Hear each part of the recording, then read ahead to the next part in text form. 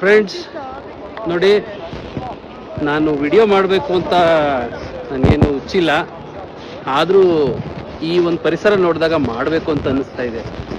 ನೋಡಿ, ನೀರನ್ನು ಒಂದು ಸಾರ್ವತ್ರಿಕ ದ್ರಾವಕ ಅಂತಾರೆ. ಕುಡಿಯೋದಕ್ಕೂ ನೀರು ಬಳಸ್ತೀವಿ, ಎಲ್ಲದಕ್ಕೂ ನೀರು ಬಳಸ್ತೀವಿ.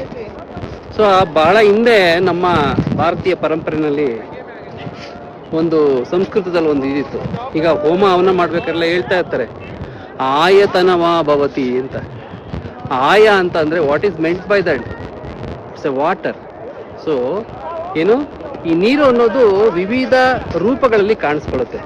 ಅದು ಐಸ್ ಆಗ್ಬೋದು, ಬರ್ಫ ಆಗ್ಬೋದು, ಅಥವಾ ವೇಪರ್ ಆಗ್ಬೋದು, ಅಥವಾ ಲಿಕ್ವಿಡ್ ಸ್ಟೇಟ್ ಆಗ್ಬೋದು. ಇದೆಲ್ಲ ನಿಮಗೆ ಗೊತ್ತಿದೆ. ಆದರೆ ನೋಡಿ, ಇಲ್ಲಿ ಕಾಣಿಸ್ತಾ ಇದೆಯಲ್ಲ, ಇಲ್ಲಿ ನೋಡಿ, ಇದು it's called as a snow, I mean ಬರ್ಫ.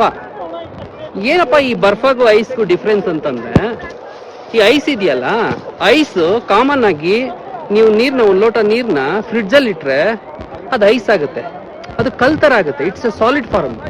But ಇದು ನೋಡಿ, ಅಬ್ಸರ್ವ್ ಮಾಡಿ ನೋಡಿ, ಇದನ್ನ ನೋಡಿ, ಒಳ್ಳೆ ಸಕ್ಕರೆ ಥರ ಇದೆ, ಉಪ್ಪಿನ ಥರ ಇದೆ ನೋಡಿ. ಇದು ಸ್ನೋ. ಇದು ಯಾಕಪ್ಪ ಹಿಂಗಾಗುತ್ತೆ ಅಂತಂದ್ರೆ, ಏನು ಕ್ಲೌಡ್ಸ್ ಇದೆಯಲ್ಲ, ವಾಟರ್ ವೇಪರ್ ಕಂಡೆನ್ಸ್ ಆಗುತ್ತೆ. ಆ ವಾಟರ್ ವೇಪರ್ ಕಂಡೆನ್ಸ್ ಆಗೋದ್ರಿಂದ ಈ ತರ ಬರ್ಫ ಫಾರ್ಮೇಟ್ ಆಗುತ್ತೆ. ಸೊ ಇದು ನೋಡಿ, ಇದು ಮನಾಲಿ ಇದೆ. ಆಕ್ಚುಲಿ ಇದಕ್ಕಿನ್ನ ಕಡಿಮೆ ಟೆಂಪರೇಚರ್ ಇರೋ ಪ್ಲೇಸ್ಗಳಿದೆ, ಆದ್ರೆ ಅಲ್ಲಿ ಈ ತರ ಬರ್ಫ ಅಥವಾ ಸ್ನೋ ಫಾರ್ಮೇಟ್ ಆಗಲ್ಲ. So it's having different geographical conditions.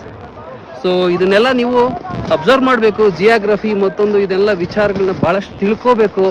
ಆಮೇಲೆ ನೀರಿನ ಬಗ್ಗೆ ನೋಡಿ, ಸೇವ್ ವಾಟರ್.